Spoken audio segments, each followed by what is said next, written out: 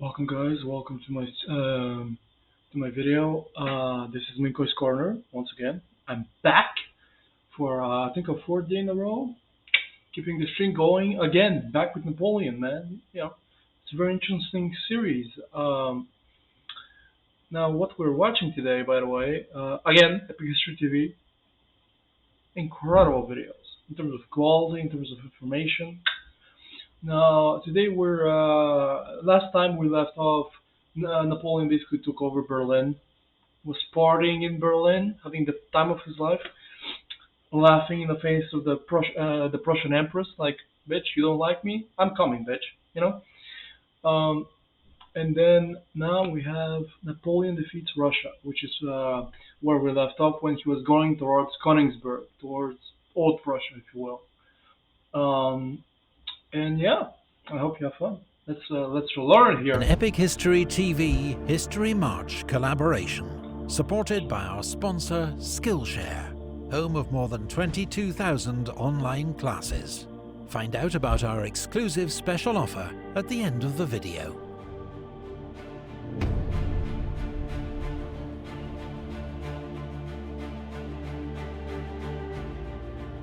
One week before Christmas 1806, French Emperor Napoleon Bonaparte arrived in the Polish city of Warsaw, then part of Prussia.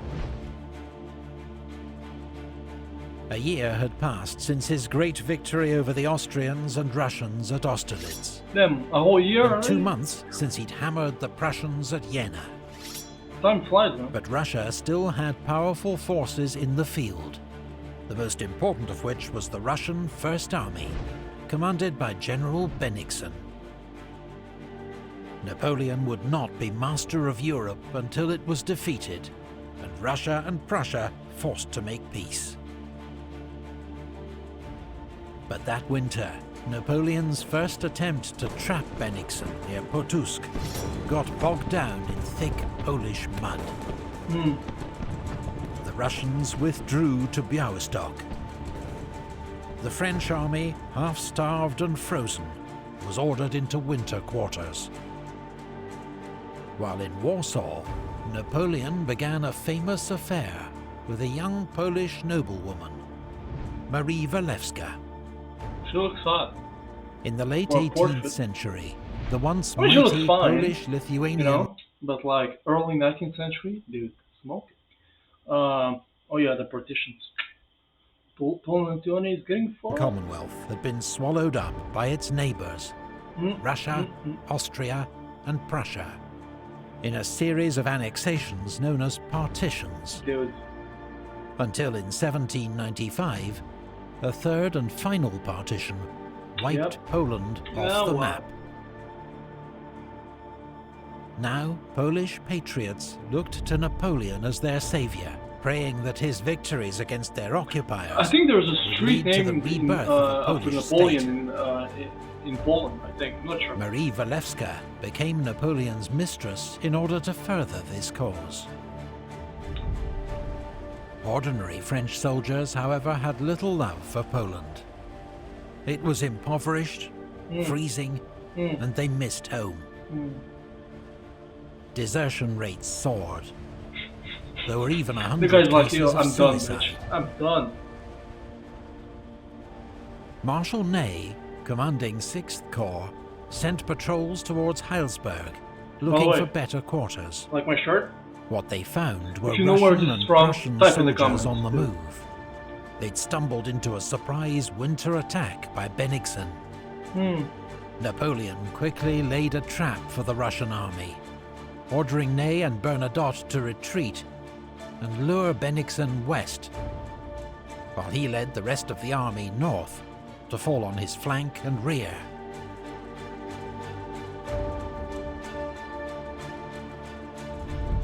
But the Russians captured a French courier carrying the Emperor's orders to Marshal Bernadotte. Unlucky. Bennigsen, now warned of the trap, ordered a retreat, fighting a series of rearguard skirmishes against the pursuing French. But he refused to give up the city of Königsberg without a fight, and then turned to give battle at Eylau. Hmm.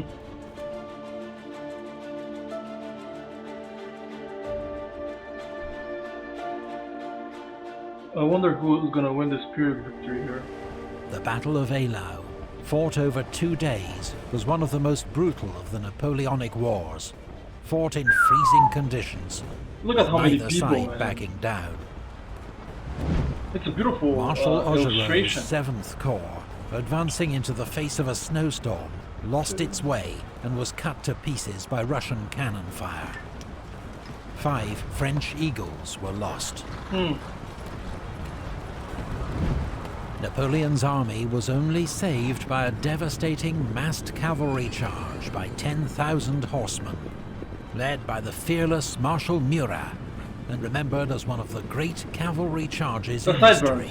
Mr. Sideburns. At Eylau, for the first time as emperor, Napoleon failed to win a clear victory on the battlefield.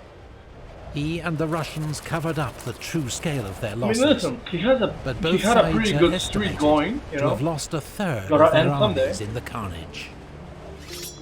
After the horrors of Eylau, both armies sought time to rest and recover. Meanwhile, the newly formed French 10th Corps under Marshal Lefebvre besieged Danzig, held by 13,000 Prussians under General Kalkreuth.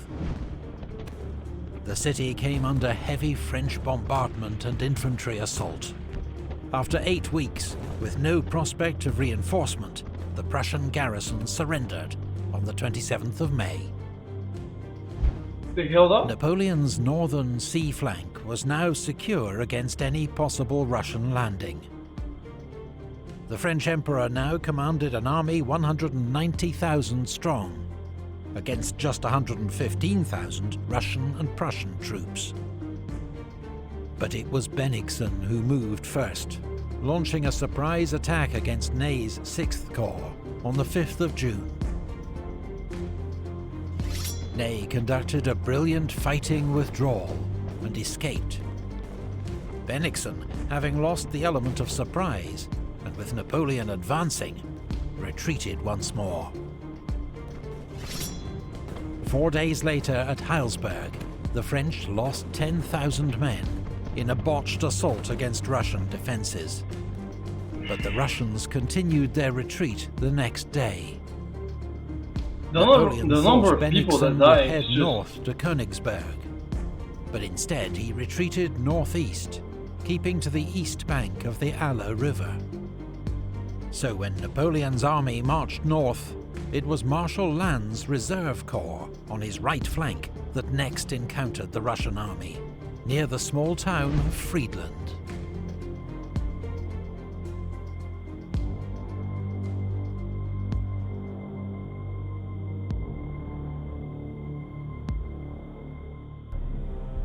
In the late afternoon of the 13th of June. By the way, just as a caveat, I've already seen, if you haven't heard about it, I've already seen these Napoleonic episodes. So if I'm not reacting overly much, I know what's going to happen.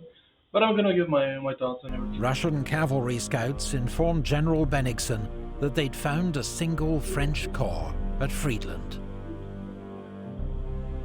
Bennigsen decided he had time to cross the Eylau River and smash this isolated corps They're gonna before get the rest caught. of the French army could arrive to That's a save it. horrible setup, man. What the fuck But he you doing? ordered his Getting army caught, to begin crossing the on river. the river? I mean, they were baiting him, you know. Marshal Lannes, commanding 16,000 men and facing 46,000 Russians, sent an urgent message to Napoleon that he was under attack from the main Russian army. Then he fought a skillful delaying action, hiding the weakness of his force behind a large screen of skirmishers, Smart. while gradually yielding ground to the enemy. I have a question. How the hell are they communicating? Or do they have any kind of communication because how far apart the two French armies are? Do they communicate by messengers, aide de camp, as they said earlier in the video, or are they more independent and they're just like, oh, you know, we have a set of orders, but they're more independent? Or do they have like a, of course they don't have phones, but you know, do they have a pretty solid type of communication. Lannes was still holding off the Russians as darkness fell. Smart. Good.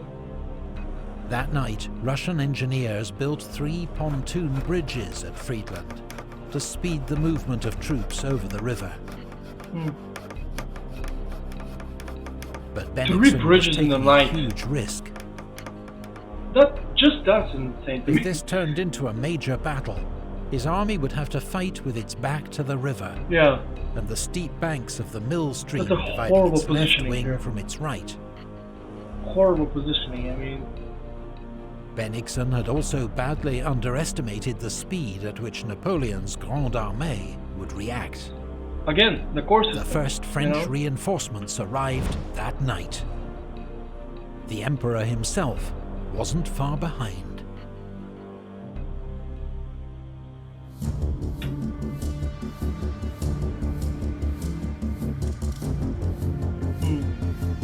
I mean, it's a pretty big mistake when you think about it.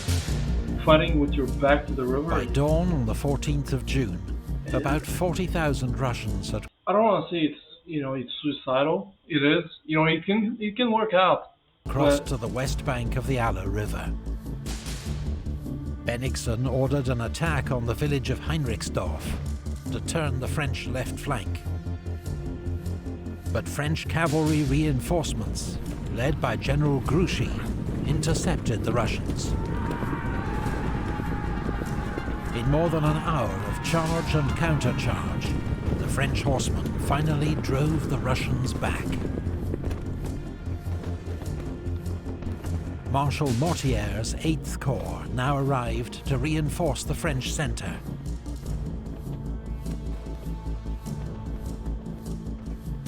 In Sortlac Wood, General Oudinot's elite Grenadier Division fought stubbornly against Prince Bagration's left wing, but was outnumbered by the Russians and gradually pushed back. Around noon on a sweltering day, Napoleon himself arrived. with the He was epic soon music, followed dude. by 1st Corps, commanded by General Victor, standing in for the wounded Marshal The boss is here, Bernadotte, man. as well as Ney's 6th Corps and the Imperial Guard under Marshal Bessières. The date, the 14th of June, held special significance for Napoleon. It was the 7th anniversary of his great victory over the Austrians at Marengo. A good omen, he declared. The battle then entered a lull, as Napoleon assessed the situation, saw Bennigsen's dangerous position, and issued orders for an attack to take advantage of it. Bennigsen, meanwhile, who was tormented by ill health throughout the day, saw that he now faced the full might of Napoleon's army, and issued orders for a retreat.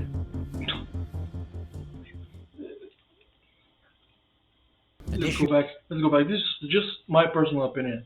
Maybe I'm completely wrong, but why? Maybe it's the time, not enough time.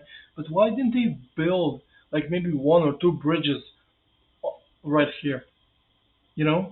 Because it's because if you have built bridges here, you can retreat your army onto choke points. The upper half can go through here, and the bottom half of the army can go through the back. Now your whole army has to go through that specific choke point, which is it's very, I don't know why they didn't do it. Maybe not enough time, maybe not enough resources, maybe building a bridge. Issued orders for a retreat. I don't know. This is the objective. Advance, looking neither right nor left, borne to the thick mass, cost what. It's like, But you know before what? Bennigsen's Gonna retreat lose could get thousands, underway, but, at we're gonna 5:30 win. p.m., 3 salvos from the French guns signalled the start of Napoleon's attack. It was led by Ney's 6th Corps on the right wing, who first cleared Bagration's infantry from Sortlac Wood. But as Ney's troops left the cover of the trees, They came under heavy fire from Russian cannon across the river. As the Well, French those attack Greens are faltered, fucked. Prince Bagration rallied his men and launched a cavalry counterattack. Ney's corps retreated. Good But for the now French. General Victor's First Corps came up on his left. Its artillery commander, General Senarmont, advanced with 30 guns and blasted the Russians at point-blank range with case shot. Hundreds of Russians were mown down within minutes. Under this onslaught, Bagration's men began to waver and then retreat. Around 7 p.m, the Russian Imperial Guard launched a desperate counterattack to try to halt the French advance on Friedland. But they were outnumbered and outgunned. I mean, As exploding shells began to start fires in Friedland, the French centre and left wing joined the attack. and the bridges are on fire. Oh my With its god. only escape route under threat, the entire Russian army began a panicked retreat towards the river. But Friedland's houses and bridges were now ablaze. The town became a deadly trap for the Russians. Many were drowned trying to cross the river, others killed or captured. North of Friedland, some units were able to escape across a ford or along the river bank. But there was no disguising the Russians' terrible defeat. Horrible position. Horrible position. The Battle of Friedland was one of the most decisive victories of Napoleon's career. At the cost of 10,000 casualties, he had inflicted twice as many losses on the Russians. About 20,000 men, killed, wounded or taken prisoner. 40% of Bennigsen's army. The Prussians abandoned Königsberg the next day, which was occupied by Soult's Fourth Corps, while Bennigsen's shattered army retreated across the river Niemen into Russia. Tsar Alexander's advisors implored him to make peace with Napoleon. He accepted their advice. You know what would have been interesting? If they let him get into Russia and utilize the scorched earth tactic to just starve him, basically. Maybe they could have, baited him. Come to Russia, like what will happen in a few years. And a ceasefire was agreed.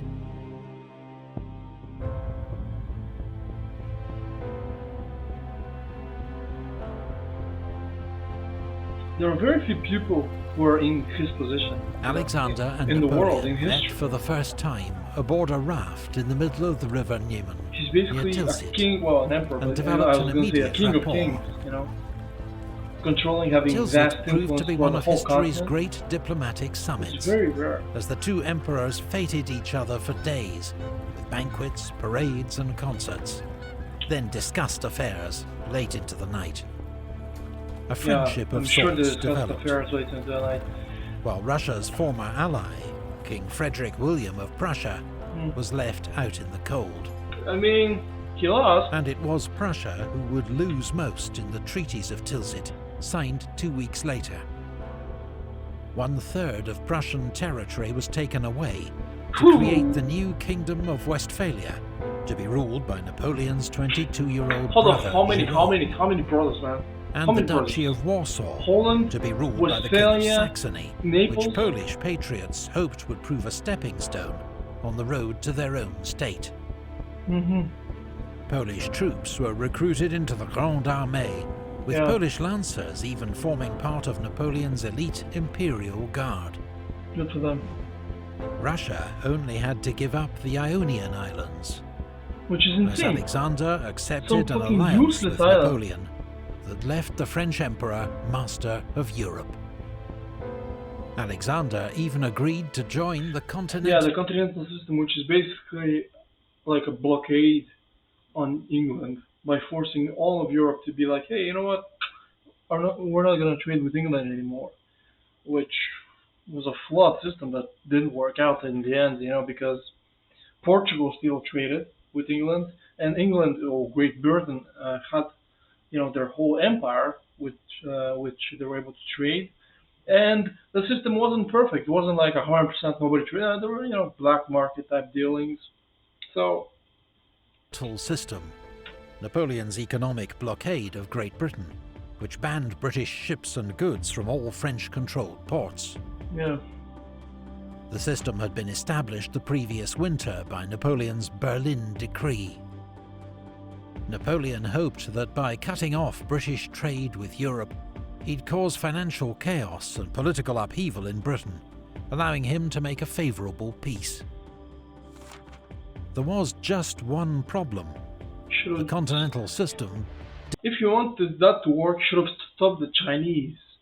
Stop trading tea, and then it's over. Then all the kings, all the British men, we can't drink tea anymore. Oh my God, what are we gonna do? And then peace, and then now there won't be a republic in France. There will be a fucking empire. didn't work. Dude, the old propaganda is so Not funny. only was it impossible to enforce and undermined by widespread smuggling, Yeah. the system damaged French trade just as much as British trade. The decisive weapon in this economic war would prove to be the British Royal Navy, which that summer ensured its continued naval dominance by launching a preemptive British are strike so lucky against they're the on neutral island. Danish fleet So at lucky. Copenhagen, capturing Otherwise- their warships before they could fall into Napoleon's hands. Royal Navy squadrons blockaded all major French ports, seizing any ships trading with France, while ensuring British merchants could continue to trade overseas in relative safety. And the French don't have a navy anymore because of Trafalgar. The Navy even seized the tiny Danish island of Heligoland as a base for smuggling British goods into Europe. But most disastrously for Napoleon, the continental system would draw him into two conflicts that proved ruinous for his empire. Spain and Russia. The first would be fought in the Iberian Peninsula, where Napoleon Portugal, decided Spain. to force Britain's ally, Portugal, to join the continental system. In November 1807, French troops, supported by their Spanish ally, invaded the country. The Portuguese royal family fled to their colony of Brazil as the French occupied Lisbon without a fight. The royal family, like, It looked as though See ya. Napoleon had won yet See ya when another I see ya. easy victory. But the Peninsular War was just beginning.